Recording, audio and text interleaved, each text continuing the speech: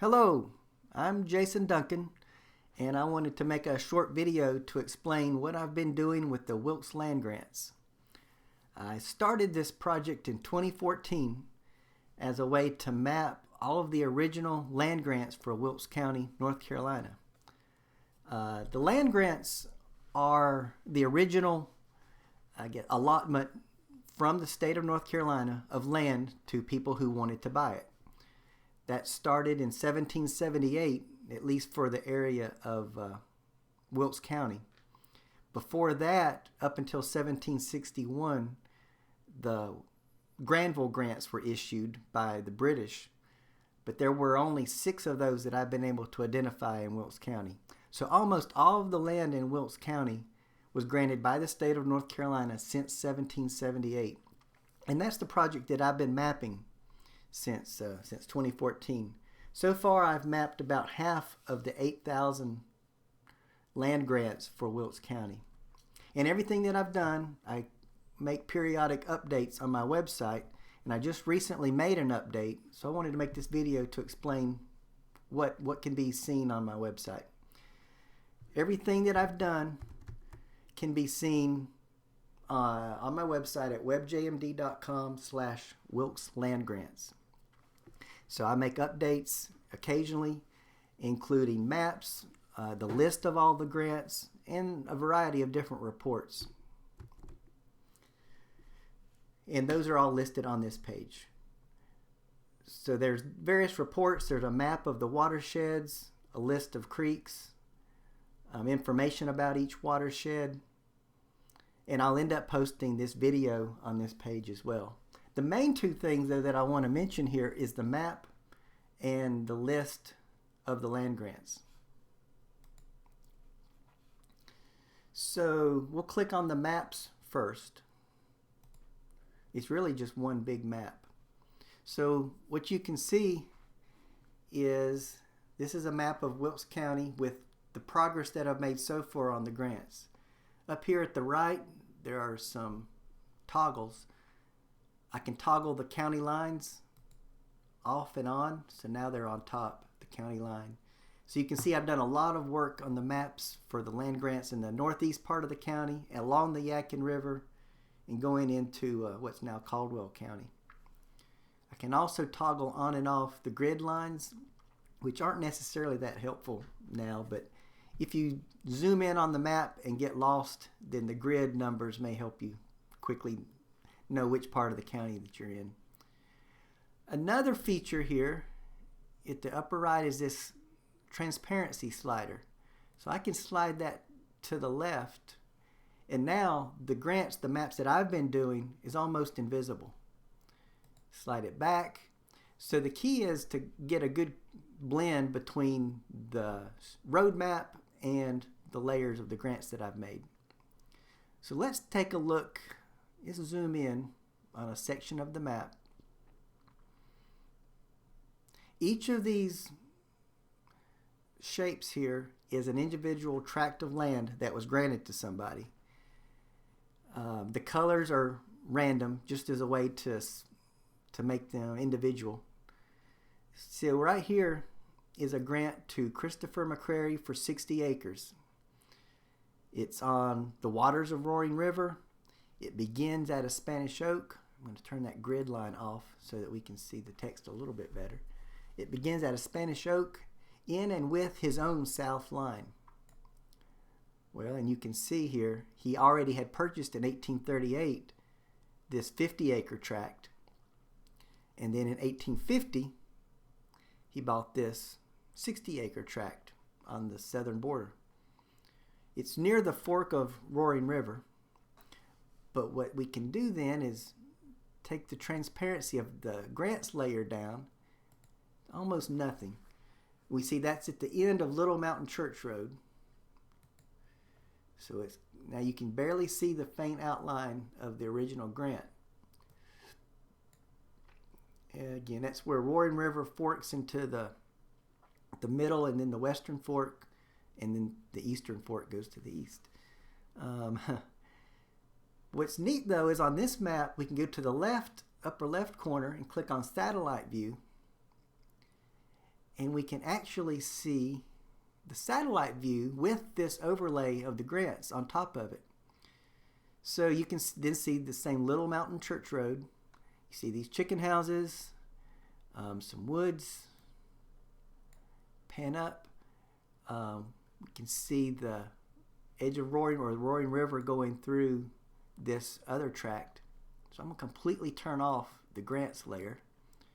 So this is just the satellite view like you can see on any Google map.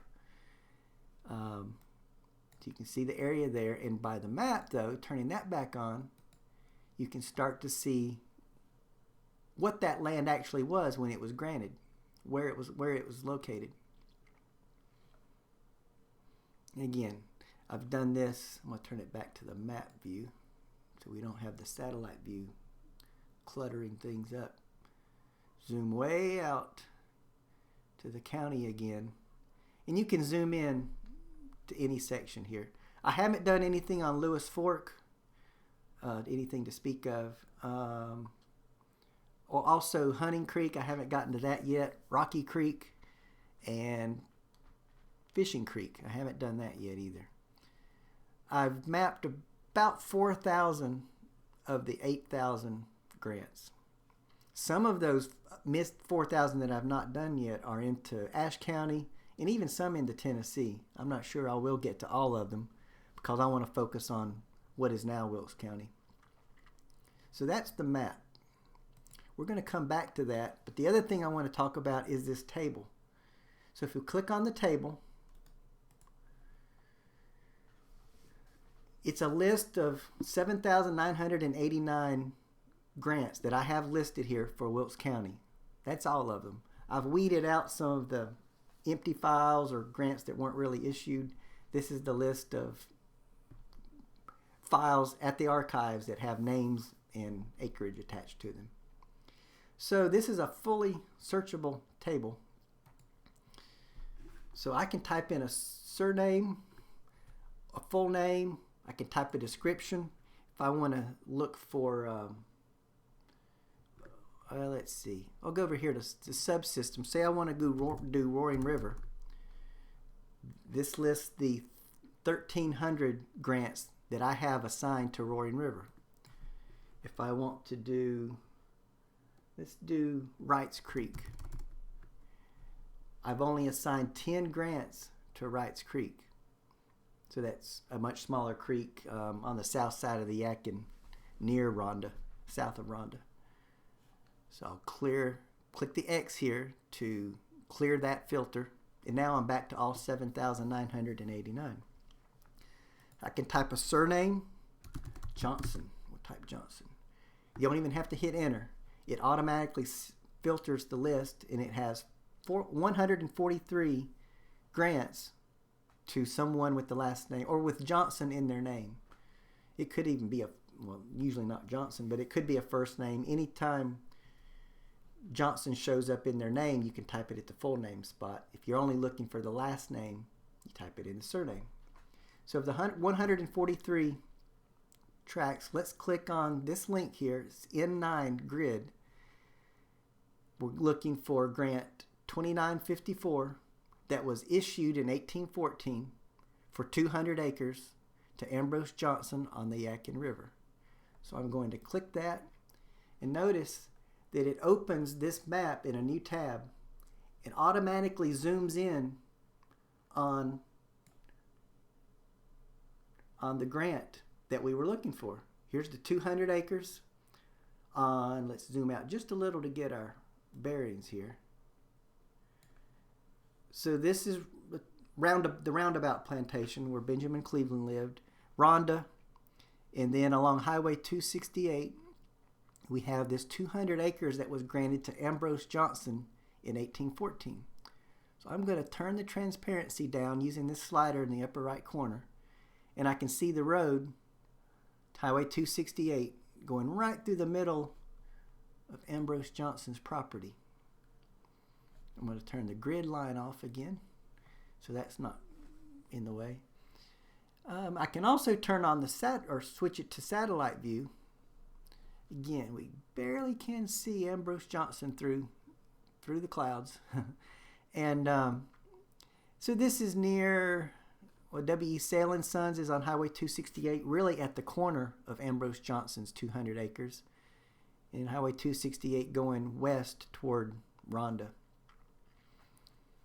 So you can zoom all the way in here. And so if you have a particular home or business or spot in the woods where you want to know who was the very first official landowner for that property, that's where this map can be helpful. So again, you've got the slider up here. I'll switch it back and I'm going to turn it back to map view. Zoom back out. And then again, all of that is accessible from this page, webjfd.com/Wilkes Land Grants. If you have any questions about this, send me an email. Let me know. And I'm continuing to work on this. At the moment, I'm working on Reddy's River and Beaver Creek. And eventually I'll get into Lewis Fork and Hunting Creek and some of the other places that I haven't mapped yet. So I'm continuing to work on this, and I hope this helps.